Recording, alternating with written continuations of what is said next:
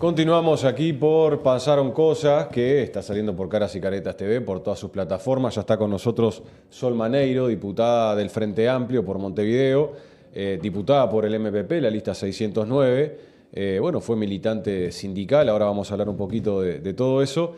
Pero Sol, recién estábamos hablando de unos comentarios que hizo Lacalle Herrera, el papá de Lacalle Pou, en relación a cerrar el pasado, ¿no? Bueno, vos además sos hija de expresos políticos y queríamos consultarte qué te parecieron estas expresiones, si las habías escuchado, si las habías leído, en torno a que Lacalle Herrera dijo ayer que se debía pensar en un cierre definitivo del tema de la dictadura cívico-militar que se vio en Uruguay.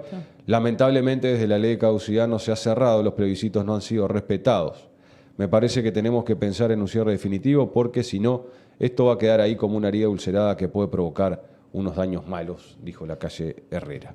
¿Cómo estás? Bienvenida. ¿Qué te parece esto? Yo creo que soy una privilegiada porque mi papá y mi mamá están vivos, los tengo conmigo. Si bien fueron presos políticos, tuvieron la suerte, se puede decir, de salir y bueno, vivimos el exilio, yo nací en el exilio, soy hija del exilio. Yo creo que hay que pasar página cuando sepamos dónde están y qué les pasó a todos nuestros padres y madres, porque en realidad nos podía haber pasado a cualquiera, sepamos dónde están y qué les pasó. Solo eso. Me parece Excelente. Que son muy desafortunadas las declaraciones hoy en día. La teoría de los dos demonios que siempre están como realzando, sí. ¿No? Y bueno, nada, solo eso. El día que sepamos dónde están todos y cada uno de nuestros desaparecidos, podremos empezar a ver, primero reparar, ¿no? Todo lo que ha pasado, porque no es solamente la reparación a los compañeros que estuvieron presos, sino que somos mucho más, que sufrimos directa o indirectamente todo ese proceso de la dictadura. Vamos a tener que hacer una memoria histórica, reparar y siempre mantener vivo lo que pasó para que no vuelva a pasar, ¿no? Exacto. Vos mencionabas la teoría de los dos demonios y hace no mucho hubo una discusión bastante fuerte en el Parlamento por el homenaje a Bebe Sendik. Sí. Se manejó también en ese momento. ¿Cómo se vive en el Parlamento esta discusión, en la Casa de la Democracia, digamos? Sí, la verdad que fue muy triste, en realidad fue muy triste porque el espíritu de hacer el homenaje era recordar al Bebe, ¿no? En su esencia, en su viaje al interior, el estar con los cañeros, y se desvirtuó un poco con la justificación del voto de por qué no hacer ese homenaje. Se desvirtuó un poco lo que era el espíritu de lo que nosotros queríamos demostrar y lo que queríamos presentar, y la verdad que no fue cómodo, ni mucho menos. Pero bueno, yo creo que hay que seguir dando la pelea en la memoria reciente y en mantener vivo todo lo que pasó para que eso, ¿no? Para que no vuelva a pasar. Exacto. Sol, vos decías, naciste en el exilio, sos hija del exilio. Comentábamos nosotros en lo previo los impactos que eso puede tener, ¿no? Para una familia, para un hijo, para un niño. Bueno, tener tanto a sus padres presos como tener que irse del país, retornar. ¿Qué implicó para vos eso en tu vida, en tu formación? Uno de chica no lo vive, yo creo que no es consciente de lo que está viviendo, y después a lo largo del tiempo, cuando vas como haciendo vas rememorando, o vas enterándote o te vas siendo consciente de todo lo que ha pasado, ahí es cuando tomás magnitud de qué fue lo que pasó y tenés recuerdos, ¿no? Yo, por ejemplo, volví al Uruguay cuando tenía 5 años, yo nací en Francia, con mis dos hermanas. Una es española y la otra es francesa también. Y cuando volvimos, lo que me pasaba era que si bien tenía muchos tíos, tías, familia, un montón, los tenía acá, pero también los tenía allá, porque vivíamos en una comunidad también donde habían muchos exiliados, hijos del exilio. Era como que no hablaba muy bien el español, hablaba más bien francés, con el acento, y era como que no era ni de acá, ni era de allá, era como una despertenencia de lo que es el Uruguay, ¿no?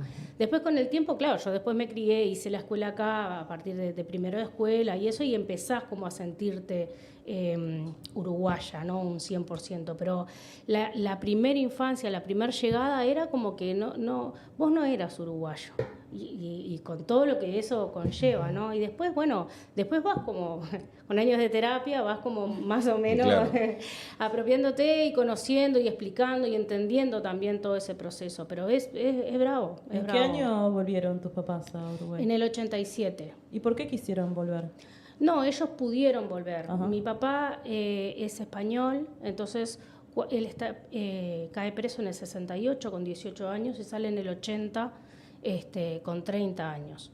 Entonces ahí lo expulsan del país por ser español y no ser uruguayo. Mis abuelos eran gallegos de frigorífico y él nació en España y vino para acá. Entonces a él lo habilitaron volver recién en el año 87 y es ahí donde volvemos Claro. con mi madre, con mis hermanas y con papá. ¿Qué expectativa te genera como parte del Frente Amplio, como legisladora y también como con todo este recorrido que vos tenés?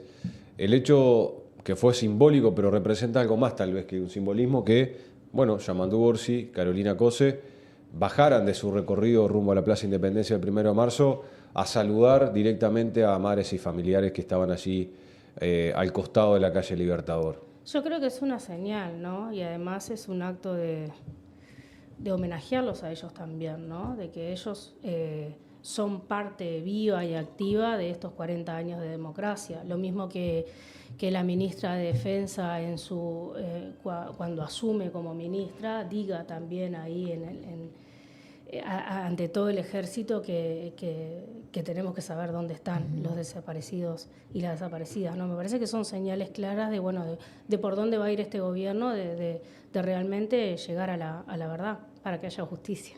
Bien. Muy bien. Bueno, trayéndote más a la tarea, vos integraste la Dirección Nacional de la Federación Uruguaya de Empleados de Comercio y de Servicios, pero además integraste la lista de la representación social de trabajadores en el directorio del Banco de Previsión Social.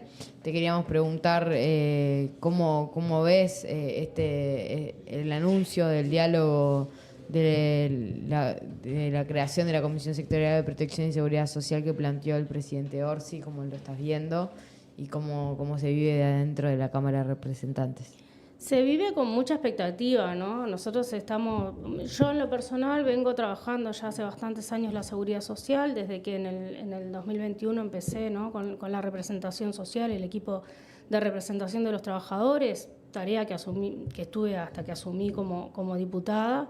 Y bueno, vivimos todo el proceso de lo que fue la aprobación de la 20.130 y la resistencia que tuvimos como movimiento sindical, pero también el Frente Amplio tuvo una resistencia muy grande a cómo se dio el proceso, ¿no? Que no hubo diálogo y que en realidad fue una reforma de jubilaciones y pensiones. Y bueno, en realidad estábamos esperando el formato que le iba a dar Yamandu y bueno, los compañeros que están en el Ejecutivo, y nos parece muy acertado además el nombre de que sea sectorial de protección y seguridad social, ¿no? Porque la seguridad social no solo son jubilaciones y pensiones, si bien es un punto que está como más en la agenda, sino todo lo que es la seguridad social, todo lo que implica, ¿no? El sistema de cuidados, y ahí podemos hablar de los avances tecnológicos en el mundo del trabajo. O sea, hay mucha cosa como para solamente abordarlo desde lo que son jubilaciones y pensiones o el financiamiento pura y exclusivamente de la seguridad social. Así que, nada, estamos ahí esperando que se largue el diálogo, que creo que va a ser en los próximos días, y bueno, y después acompañar el proceso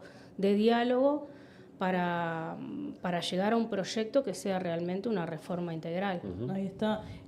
Contame, ¿qué le podrías decir a nuestra audiencia en relación a este proceso que va a comenzar, como decías, dentro de poco, de discusión de la seguridad social? O sea, siendo el MPP también un sector tan mayoritario y tan importante y con una votación histórica como tuvo, ¿cuál es la posición que tienen como sector también? ¿Hacia dónde quieren llegar?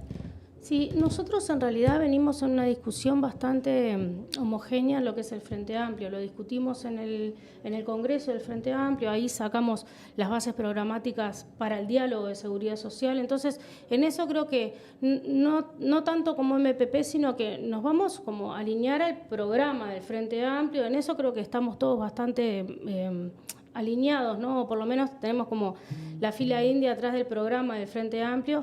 Entendemos que tiene que ser una discusión amplia. En los diálogos lo que pasa es que hay que ceder en algunas cosas y hay que ponerse como un poco firmes en otras, y entonces ahí creo que es un poco por ahí. Nosotros lo que veníamos planteando con el movimiento sindical, pero también en el proceso del Congreso, era eso, que sea integral, abordar la primera infancia, el sistema de cuidados, que tiene que ser parte de este diálogo, abordar los cambios en el mundo del trabajo, cómo la tecnología sustituye puestos de trabajo y esa sustitución ahora mismo no cotiza a la seguridad social, ver también los cambios demográficos, entender también de que nosotros fuimos muy críticos con el aumento de la edad de retiro de la 20-130, entender de que no se puede medir a todo el mundo con la misma vara, no es lo mismo trabajar en la construcción, en la industria frigorífica, en una trabajadora doméstica que una persona que trabaja toda su vida en una oficina. Entonces también al hablar de la edad de retiro no podemos hacer igual para todos, ¿no? Entonces es un poco eso, yo creo que las discusiones que se vienen en el diálogo social. Sol, en tu experiencia como militante sindical, bueno, estuviste en un gremio, en un sindicato que nuclea a miles de trabajadores y trabajadoras con muchas necesidades y atrasos digamos, en la aplicación de muchos derechos. ¿Qué cosas te llamaron más la atención de tu recorrido como militante sindical de FUESI en el sector del comercio?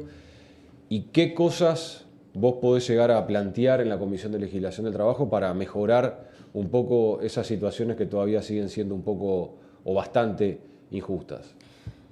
Mi plan en este rol ahora de legisladora, yo creo que hay que legislar, está claro eso, pero que siempre se tiene que legislar acompañando a una masa de gente que pueda apropiarse de esa ley que nosotros aprobemos y poder defenderla. Entonces, un poco el plan que estamos teniendo con mi equipo en el despacho es conversar con la gente, o sea, es ver, bueno, qué se necesita, de qué manera. Por ejemplo, la semana pasada o la anterior estuve reunida con las trabajadoras domésticas.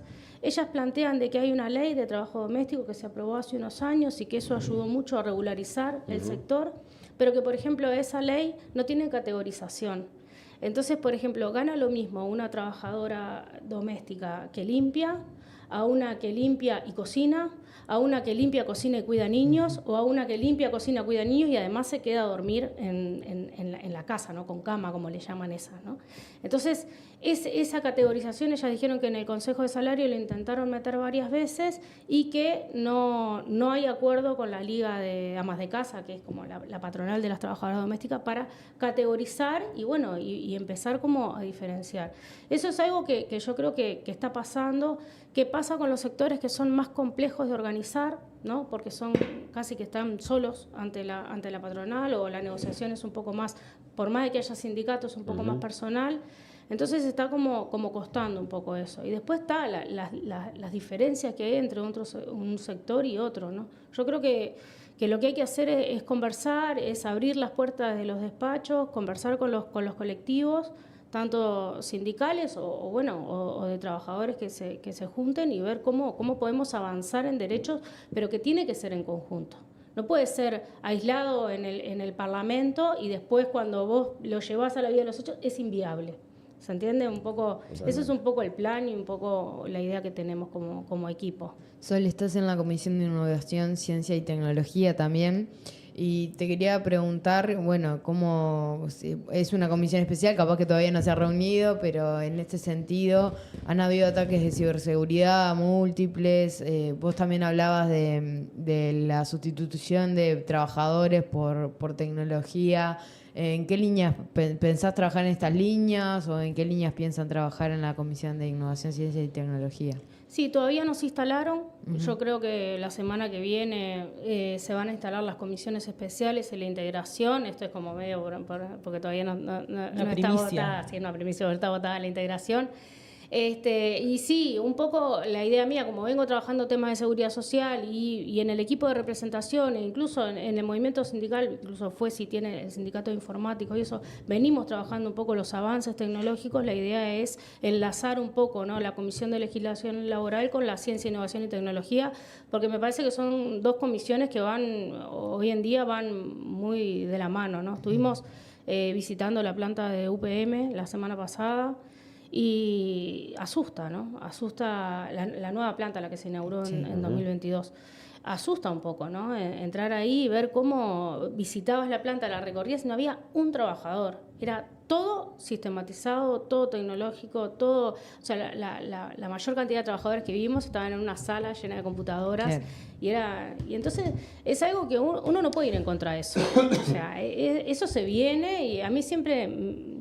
Me acuerdo de un compañero que me decía, la tecnología es un gran gigante, entonces vos tenés dos opciones, o te subís arriba del gigante y avanzás junto con él, intentás manejarlo dentro de lo que puedas, o te quedás abajo y te aplasta. Esto es un poco eso. Entonces, por eso tiene que haber la compatibilidad entre la Comisión de Legislación Laboral y la de Ciencia, Innovación y Tecnología, de ver cómo acompañamos los cambios en el mundo del trabajo a nivel tecnológico para no quedarnos atrás.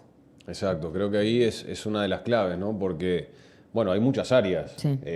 Poníamos ejemplos el otro día, los peajes, ¿no? Donde hace un par de años atrás, no hace tanto, casi todos estaban atendidos por trabajadoras o trabajadores nucleados en el Zunca. Eso ya hoy prácticamente no existe, está automático.